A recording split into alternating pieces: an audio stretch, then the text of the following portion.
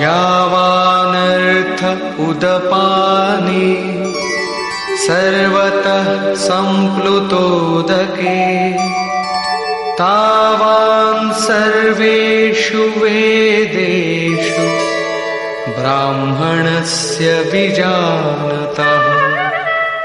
सब ओर से परिपूर्ण जलाशय को प्राप्त होने पर मनुष्य का छोटे जलाशय से जितना प्रयोजन रहता है, अच्छी प्रकार ब्रह्म को जानने वाले ब्राह्मण का वेदों से उतना ही प्रयोजन रहता है। तात्पर्य यह है कि जो वेदों से ऊपर उठता है वो ब्रह्म को जानता है, वही ब्राह्मण है। अर्थात तू वेदों से ऊपर उठ, ब्राह्मण बन। अर्जुन क्षत्रिय था। श्री कृष्ण कहते हैं कि ब्राह्मण बन। ब्राह्मण, क्षत्रिय इत्यादि वर्ण स्वभाव की क्षमताओं के नाम है। यह कर्म प्रधान है, न कि जन्म से निर्धारित होने वाली कोई रूढ़ी। जिसे गंगा की धारा प्राप्त है उसे क्षुद्र जलाशय से क्या प्रयोजन। कोई उसमें शौच लेता है तो कोई पशुओं को नहला देता है, इसके आगे कोई उपयोग नहीं है। इसी प्रकार ब्रह्म को साक्षात जानने वाले उस विप्र महापुरुष का, उस ब्राह्मण का वेदों से उतना ही प्रयोजन रह जाता है। प्रयोजन रहता अवश्य है, वेद रहते हैं क्योंकि पीछे वालों के लिए उनका उपयोग है। वहीं से चर्चा आरंभ होगी। इसके उपरांत योगेश्वर श्री कृष्ण कर्म करते समय की जाने वाली सावधानियों का प्रतिपादन करते हैं।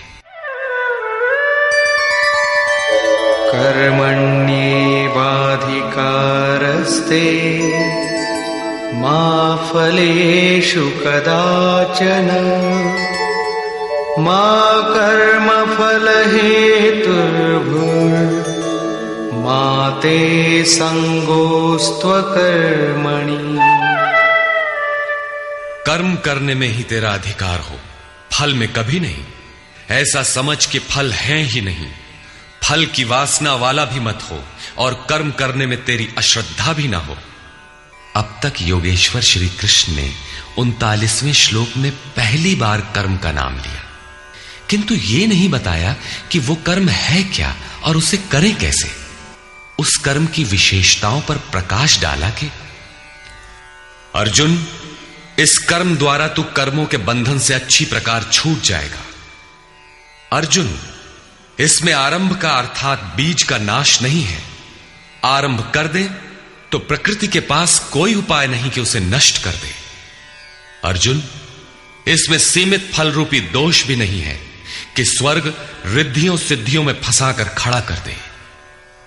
अर्जुन, इस कर्म का थोड़ा भी साधन जन्म मरण के भय से उद्धार कराने वाला होता है। किंतु अभी तक उन्होंने यह नहीं बताया कि वो कर्म है क्या, किया कैसे जाए। इसी अध्याय के 41वें श्लोक में उन्होंने बताया, अर्जुन, इसमें निश्चयात्मक बुद्धि एक ही है, क्रिया एक ही है। तो क्या बहुत सी क्रिया वाले भजन नहीं करते? श्री कृष्ण कहते हैं, वे कर्म नहीं करते। इसका कारण बताते हुए कहते हैं कि अविवेकियों की बुद्धि अनंत शाखा वाली होती है, इसलिए वे अनंत क्रियाओं का विस्तार कर लेते हैं। वे दिखावटी शोभा युक्त वाणी में इन क्रियाओं को व्यक्त भी करते हैं। उनकी वाणी की छाप जिनके चित्त पर पड़ जाती है, उनकी भी बुद्धि नष्ट हो जाती है। अतः निश्चयात्मक क्रिया एक ही है, लेकिन यह नहीं बताया कि वो क्रिया कौन सी है। 47वें श्लोक में उन्होंने कहा, अर्जुन, कर्म करने में ही तेरा अधिकार है, फल में कभी नहीं। फल की वासना वाला भी मत हो और कर्म करने में तेरी अश्रद्धा ना हो। अर्थात निरंतर करने के लिए उसी में लीन होकर करें। किंतु यह नहीं बताया कि वो कर्म है क्या। प्रायः इस श्लोक का उद्धरण देकर लोग कहते हैं कि कुछ भी करो, केवल फल की कामना मत करो, हो गया निष्काम कर्म योग।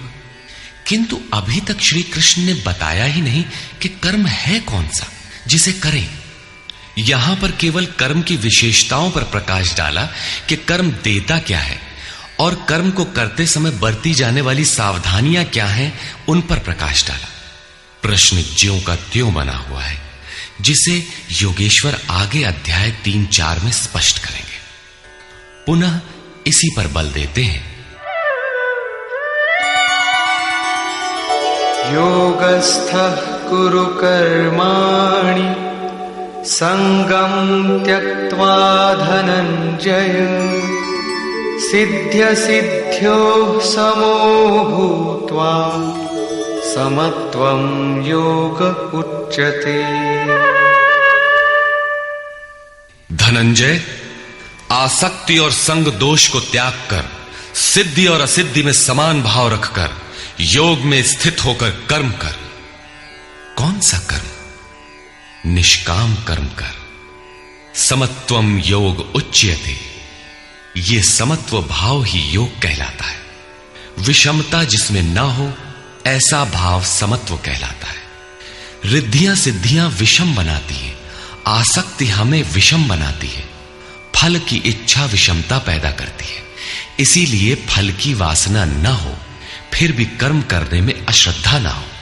देखी सुनी सभी वस्तुओं में आसक्ति का त्याग करके प्राप्ति और अप्राप्ति के विषय में न सोचकर केवल योग में स्थित रहते हुए कर्म कर। योग से चित्त चलायमान न हो। योग एक पराकाष्ठा की स्थिति है और एक प्रारंभ की स्थिति भी होती है। प्रारंभ में भी हमारी दृष्टि लक्ष्य पर ही रहनी चाहिए। अतः योग पर दृष्टि रखते हुए कर्म का आचरण करना चाहिए।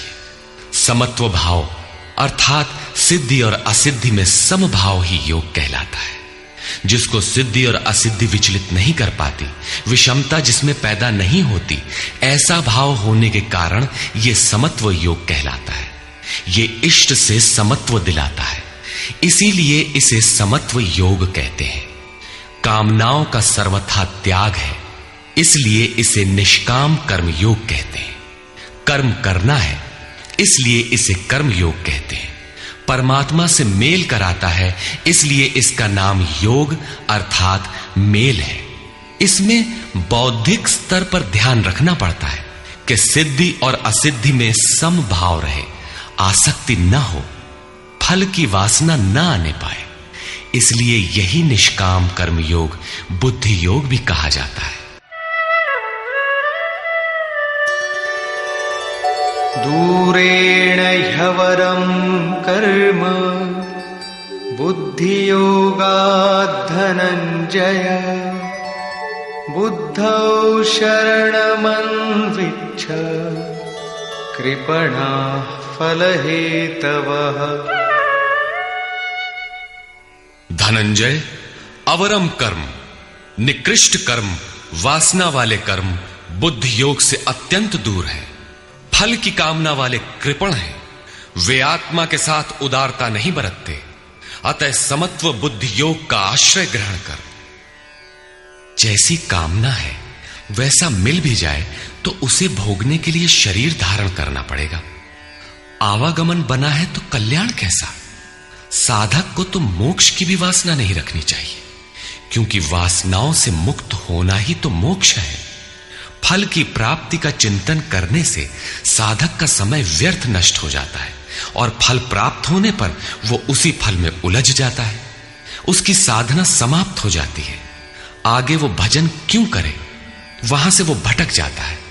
इसलिए समत्व बुद्धि से योग का आचरण करें। ज्ञान मार्ग को भी श्री कृष्ण ने बुद्धि योग कहा था कि अर्जुन, ये बुद्धि तेरे लिए ज्ञान योग के विषय में कही गई। और यहां निष्काम कर्म योग को भी बुद्धि योग कहा गया।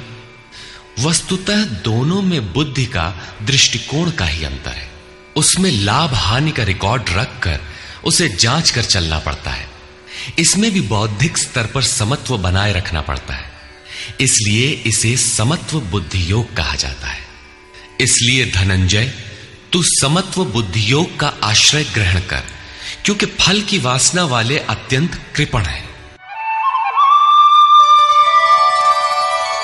बुद्धियुक्तो जहातीह उभे सुकृत दुष्कृते तस्माद्योगाय युज्यस्व योग कर्मसु कौशलम्। समत्व बुद्धि युक्त पुरुष पुण्य पाप दोनों को ही इसी लोक में त्याग देता है। उनसे लिपायमान नहीं होता। इसलिए समत्व बुद्धि योग के लिए चेष्टा कर। योगः कर्मसु कौशलम। समत्व बुद्धि के साथ कर्मों का आचरण कौशल ही योग है। संसार में कर्म करने के दो दृष्टिकोण प्रचलित हैं। लोग कर्म करते हैं तो उसका फल भी अवश्य चाहते हैं, या फल न मिले तो कर्म करना ही नहीं चाहते। किंतु योगेश्वर श्री कृष्ण इन कर्मों को बंधनकारी बताते हुए आराधना को एकमात्र कर्म मानते हैं। इस अध्याय में उन्होंने कर्म का नाम मात्र लिया। अध्याय 3 के 9वें श्लोक में उसकी परिभाषा दी और चौथे अध्याय में कर्म के स्वरूप पर विस्तार से प्रकाश डाला। प्रस्तुत श्लोक में श्री कृष्ण ने सांसारिक परंपरा से हटकर कर्म करने की कला बताई कि कर्म तो करो, श्रद्धापूर्वक करो, किंतु फल के अधिकार को स्वेच्छा से छोड़ दो। फल जाएगा कहां? यही कर्मों के करने का कौशल है। निष्काम साधक की समग्र शक्ति इस प्रकार कर्म में लगी रहती है।